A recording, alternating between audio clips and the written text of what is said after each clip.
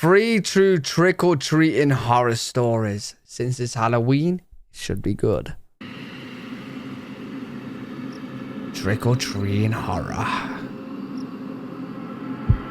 Story 1. I experienced a sketchy situation on Halloween a couple years ago. My cousin came over for Halloween that year just to go trick-or-treating. I was 15 at the time, and I know that's a bit old for trick-or-treating, but hey, it's free candy. No, it's not. You're good. My cousin was also 15, and we were planning on taking it easy that Halloween and just hitting enough houses to make a reasonable haul before we went home. Okay. My friend and his younger brother went with us, but we eventually went our separate ways.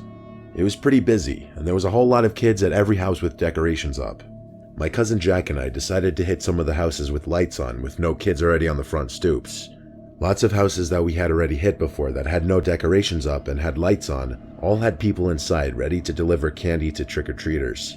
Right. But all the other kids I know for a fact target the heavily decorated houses. We ended up getting through like 4 houses in a minute because of no lineups.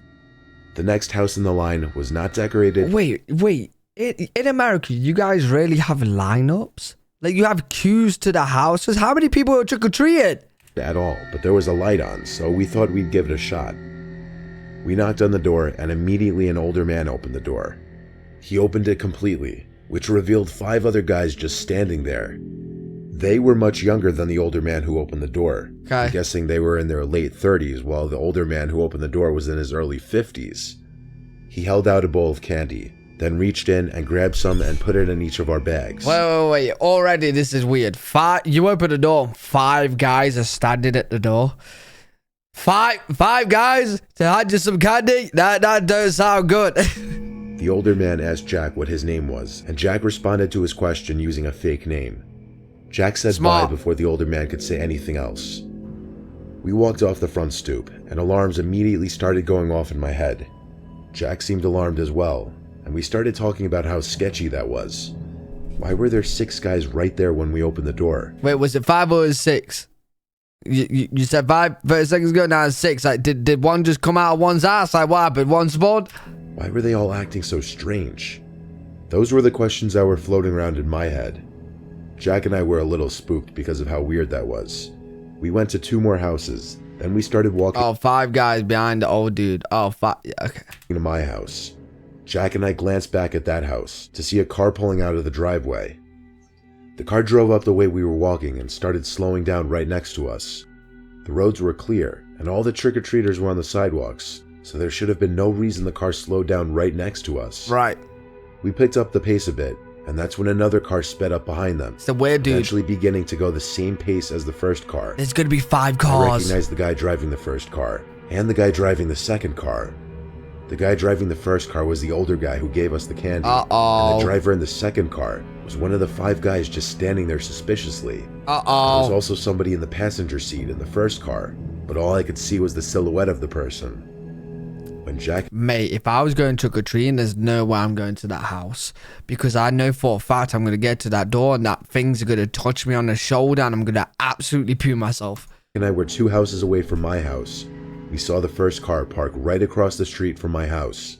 That's We the didn't fun. even see where the second car went. We just bolted back inside my house.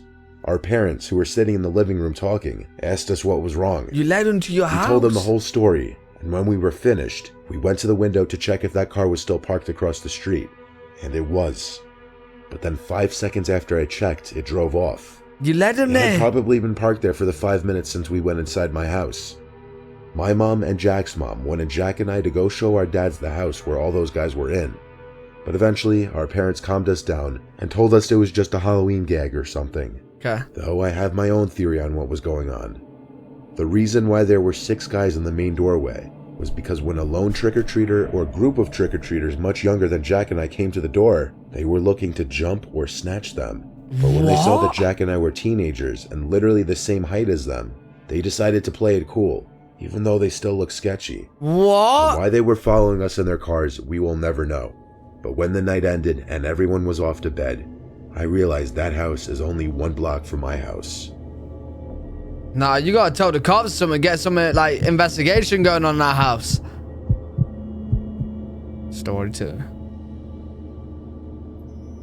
This was many years ago.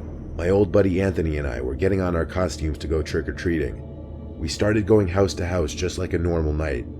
We got to the old part of our neighborhood, where our parents would tell us not to go because we were only 12 years old and we didn't know our way around there. Right, stay safe. We walked up to the first house there, and a nice lady opened the door who gave us big Hershey bars.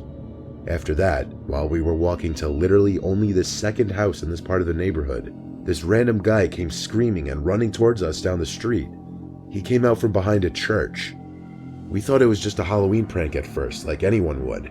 Wait, chat, have any of you guys had any like weird or creepy or scary like Halloween stories happen to you?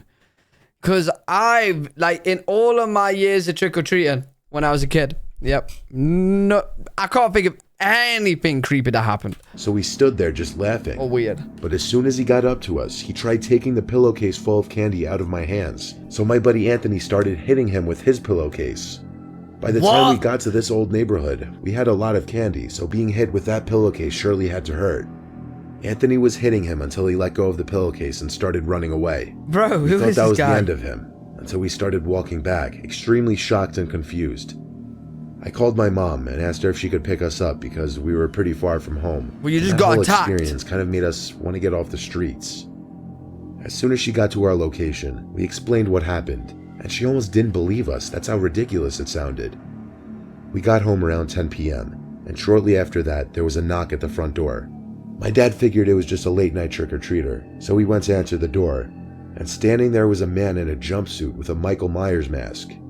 My dad was confused because he was wondering what he was doing out alone trick-or-treating. Okay. And based on his height and build, he looked like an older man, not a kid or a teenager. Either way, my dad just gave him candy and didn't really care to say anything. But while Anthony and I were sitting on the couch, we noticed him staring at us. Like his masked face was staring right at us in the living room. Hey, the guy has an obsession with their candy that he was trying to steal. He wants it. He wants it. I felt slightly Go get your unsettled own. by it and was waiting for him to just turn and leave. My dad ended up shutting the door in his face when he wouldn't walk away. So fast forward to like 1 in the morning. We were about to go to bed, but on our way upstairs, we heard a knock at the door. There was no way I was opening the door at that hour, and I knew this couldn't be anything good this late. So I went to tell my dad there was a knock at the door, and he said just ignore it. So Anthony and I go up to the room and turn on a movie. Anthony heard something though, and told me to mute the TV, and when I did, I heard it too. Yeah. It was the sound of leaves crackling in the backyard. I looked in the backyard, and I saw that man in the Michael Myers costume, swinging on the swing set in our yard, staring into my bedroom window. Oh, this is why you need an RPG. Because I'm telling you right now, if I seen that guy on a swing set in the backyard, I'm blowing it up. I'm blowing it up. I felt like my heart jumped out of my chest and up into my throat. I'm shooting from the window. It's like he was purposely recreating a scene from a horror movie to scare us. Weird guy. I ran into my dad's room and told him that the man in the Michael Myers costume was on our swing set. He took on this expression of shock and concern just like ours, and he looked outside, but he didn't see anyone there. He's gone. Then, right when we were looking, we heard a knock at the back door. Uh-oh. My dad went downstairs to the door, but nobody was there. This man was toying with us, harassing us to scare us. It had to be a Halloween prank. My dad was equally concerned now. All of a sudden, I heard my mom scream in the other room. So Anthony, my dad, and I ran upstairs to see the man in the Michael Myers costume standing at the end of the bed staring at my mom. How did he My get dad in? told Anthony and I to run and call the police. My friend and I ran downstairs and grabbed the nearest phone. We called 911 and told them that a man dressed as Michael Myers had broken into our house. The operator asked if everyone was all right. I said he's upstairs, and my dad has him, but we needed cops immediately. Bro. She told me to stay on the phone and that police were en route to the house.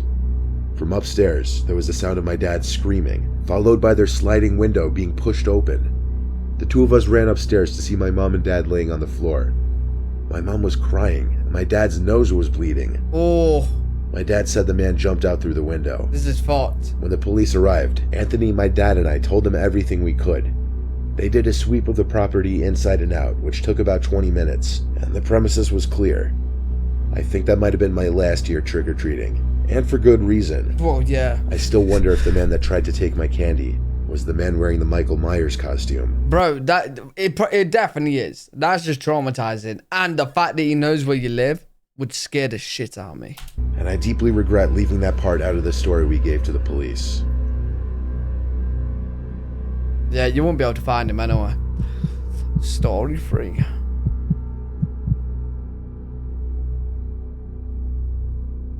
Halloween was always one of my least favorite days of the year.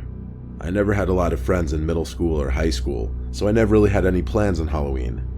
In middle school, I didn't really go trick-or-treating, and in high school, I never really went to any Halloween parties. Okay. This was also at a time when my sister was away at college, so due to the fact that my parents were hardly ever home, I'd usually be home alone. This was one of many Halloween is literally in a couple of days, and oh wait, I'll be on stream with you guys during Halloween. I don't know if I'm gonna get trick-or-treaters, bro. I don't know, cause this will be the first year ever that I'll have trick-or-treaters. If I do have trick-or-treaters, right? This will be the first year ever. Cause before I lived in a place where there wasn't really many kids. I've lived in an apartment. There was no trick-or-treaters. So I've never had trick-or-treaters. I don't know what I'm gonna do. What if a kid creeps me the fuck out? What if I accidentally punch a kid in the face because they dressed as Annabelle and I don't think it's a kid? I think it's actually Annabelle rocking up to my door in the pitch black. Bro, is there any rules and regulations to this shit? Is there any? Just leave your lights off. Yeah, probably. Halloween nights that I was left home alone. Halloween was on a Friday this particular year, so kids were out in droves and later than usual. My parents were gone for the week. Did you get candy? My mom left a bunch of bags of candy for me to hand to kids. I got kind of sick of the doorbell ringing every 5 minutes all day, so eventually I just poured an entire bag of candies into a plastic bowl we had in one of the kitchen cabinets. My mom never really liked leaving a bowl on the stoop, but she wasn't there, so what was she gonna do? Yeah. That lasted a good while because the constant ringing of the doorbell stopped for a couple hours at least, and when the bowl was empty, I refilled it. I wasn't expecting to hear the doorbell again the rest of the night because even if the bowl were emptied, I assumed people would know not to bother ringing the bell at a house with an empty bowl. So when the bell did ring again, I was not only surprised, but also felt a hint of annoyance. I ignored the first ring, but about 30 seconds later there was another ring. This time I got up from my computer, pausing the game I was playing, and went down to check who was at the front door. I opened the door, and there were two guys in white vendetta masks holding small plastic bags with very minimal candy inside, it seemed. Neither of the two of them said trick or treat. They just ominously both stood there, and then lifted up their bags and held them open. I said, "Hang on, I'll get more candy." I felt intimidated, if I'm being honest. I went to get the bag of Reese's and grabbed a few to put in their bags. When I dropped the candies in their plastic bags, one of them, I don't know which, asked in a monotone voice, "Are you home alone?" I said no, but with a stutter because the question scared me. I said my parents are here. Then I said have a good night and shut the door. I waited by the door listening to see if I'd hear them walk down the steps. I finally heard footsteps. Bro, they're definitely scanning the area for a place to rob. Leaving, so I felt relieved and started going back upstairs. But that question, am I home alone, kept haunting me. I couldn't just go back to my game after hearing that. And then I realized the possibility as to why they would have asked me that, because there were no cars at all in the driveway or in front of the house, yet the lights were on. Then when I, an at the time 14-year-old kid, opened the door, I probably looked like the easiest target ever. My paranoia was clearly justified though, because while sitting at my desk trying to get back into my game, I heard this loud bang from my window. I was on the second floor, so clearly something was just thrown at the window.